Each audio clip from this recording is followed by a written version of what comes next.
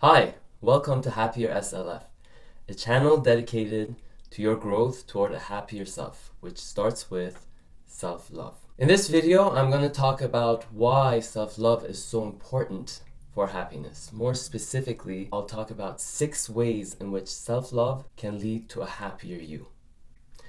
Before I do that, I want to ask you for something. So I am making these videos hoping that you will watch them and enjoy them. And if you do enjoy them, if you do find them useful, please hit subscribe and then the bell button so that you'll be notified every time there are new videos. That way you'll be supporting my channel as well. Alright, so the 6 ways that increasing your self-love can lead to more happiness are all based on one premise. And that premise is our deep need as humans to feel loved, to feel important and validated and worthy. Okay? And when that deep need is fulfilled, that increases our fulfillment in life, our happiness, and the quality of our life in general. Okay? So to fulfill that deep need, there are 2 ways generally. One is getting it from other people, getting validation, approval, love, so on and so forth. And the second way is giving it to ourselves, right? Which brings me to number 1. One way that happiness increases with self-love is that you will have a constant source of that validation, of that affirmation, of feeling loved and important, regardless of other people, right? So if you want a better understanding of this, think of the last time that someone you cared about was upset about you. Think of that pain that you had. Think of what you went through to fix that, just so you can feel better and you can feel okay about yourself. Now, this is not saying that by having a constant stream of deep, solid self-love, we're not going to care about what other people are going to feel as a result of our actions. No, it's actually a good thing, a functional thing, to feel a little bit of guilt when we do something wrong so that we can go and make amends and change things because we are responsible for the actions. However, if other people being upset for one reason or another takes our happiness hostage and we're not going to feel okay in general until everyone likes us, until everyone is happy with us, then that is a problem. So if you want less pain and more happiness, then what better than having a constant source feeding that need of feeling like a loved person, like a worthy person and an important person. That way, yes, of course, it's nice when other people give us love, validation. It's nice to have it, but when we don't, it shouldn't be a necessity. We should have it in here already. That should be the primary source of validation, of love, and of worthiness. Number 2, self-love will significantly reduce the anxiety and stress that you feel. That's right. Think about how much of what you do has to do with your self-image. Or, more specifically actually, how much of it has to do with the image that you're projecting to other people. Think about how much energy you're putting in every day to make sure that that image that you give out is going to get you validation, is going to get you love, right? And that stress and anxiety that comes from maintaining that image, there's a name for that. It's called impression management, right? I'm constantly watching and monitoring the impression that I give to other people, to friends, to loved ones, to a partner, at work, the things that I do. Think about it. Think about how much energy you put into that and how much of your stress and anxiety has to do with that image being threatened. As long as the source is primarily external, you're going to be like a beggar going around asking people for their attention and for their approval, right? A beggar who was actually born with a very rich inheritance buried somewhere deep inside, and because they haven't discovered it, they're begging other people for loose change. If that helps you, then think of that analogy, because that's what you're doing if you're relying on other people all the time for a little bit more attention, for a little bit more validation, and the happiness is just going to go up and down. The stress levels are just going to be high much of the time. So loving yourself, learning to deeply, truly love yourself and give yourself that validation is going to take away so much of that stress, so much of that anxiety, Which brings me to number 3, which is being your authentic self. Once so much of that energy that you spend on impression management is saved and the stress and anxiety is reduced, then you'll be free to be your authentic self. And I think many people would agree that authenticity is one of the most magnetic of human traits. Once you're able to be your authentic self, and once you have that energy that has been freed up to be your true self, then you can flow with that creative energy of presenting your true self to the world. That beautiful uniqueness that only you have. The coolest version of you is the you that is the most unique you, not the you that has learned how to be cool from here and there and other people. You, with your brand of humor, with your brand of interests, with your brand of everything that makes you what you are, is the most beautiful version of yourself. And that is being your authentic self, which comes through self-love. Because then you won't need other people for it. Then you can just be yourself without impression management.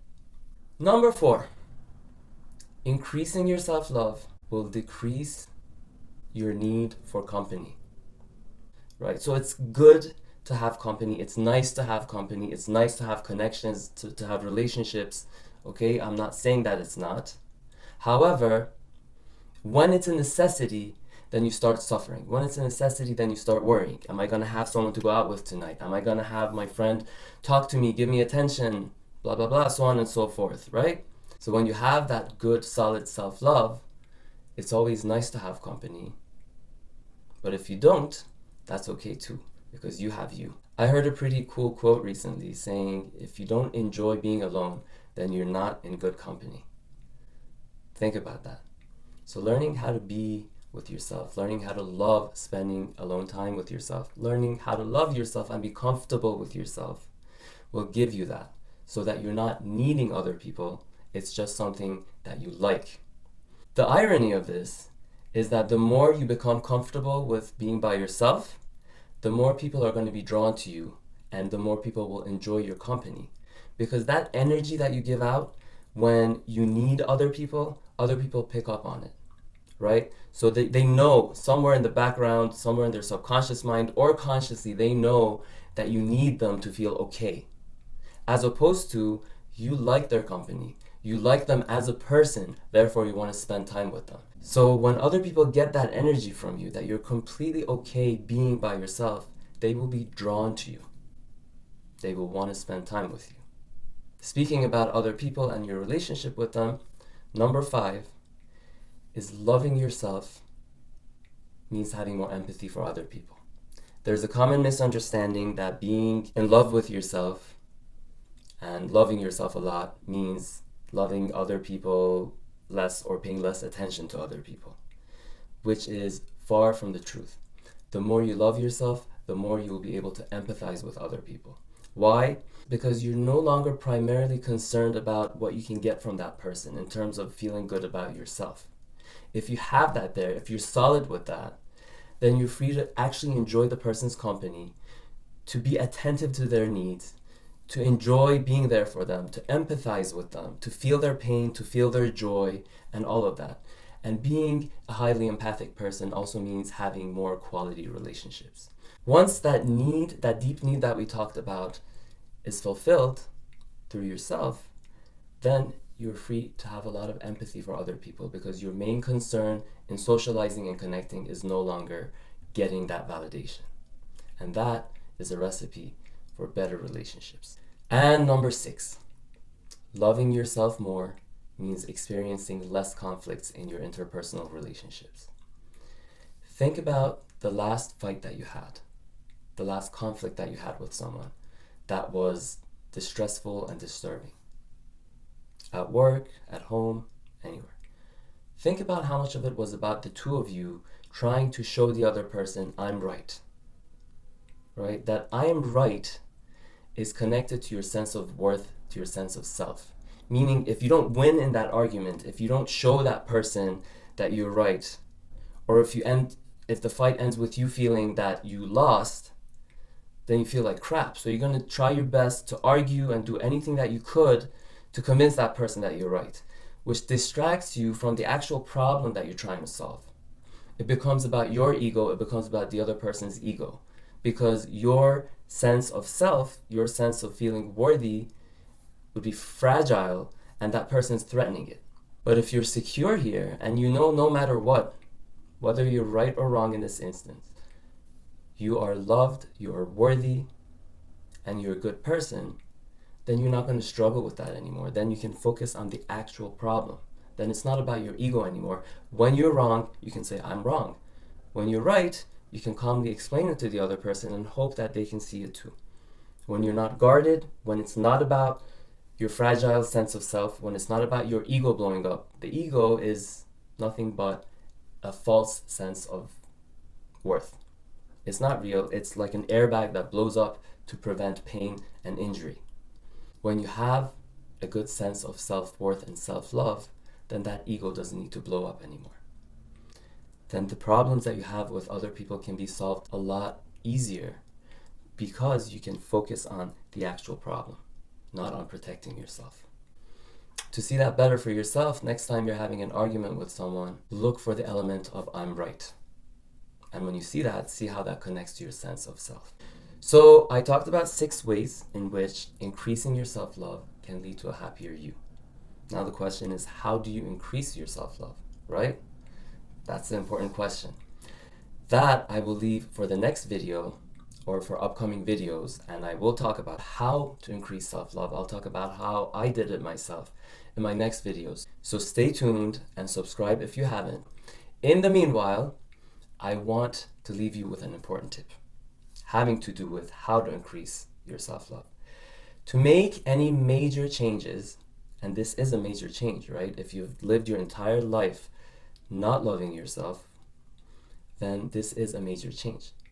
To turn from that person into a person who loves themselves, has a solid sense of self-worth, has positive self-regard, self-confidence, and all of that. To go from that to a self-loving person is a major change. It's not going to be done overnight, and it's not going to be done easily. So to do that, you would have to put that goal at the forefront of your mind. Any personal change that's major and fundamental requires that you put it at the forefront of your mind, meaning that you have to get up with it in the morning, you have to live with it throughout the day, and you have to go to sleep with it until you make that change. And that could be a really fun and fulfilling process, but you have to have the motivation for it. And I hope that by mentioning the 6 ways that self-love can make you a happier person, I gave you that extra motivation that you might need to make that a main goal and to work toward it until you accomplish it. Believe me, increasing your self-love is worth all the effort that you put into it. I'm telling you from experience, and I'm telling you that increasing your self-love, self-compassion will pretty much take away pain from most of your problems and increase your happiness in most areas of your life. You will see that once you start to experience it. I will talk to you soon, and thank you for watching.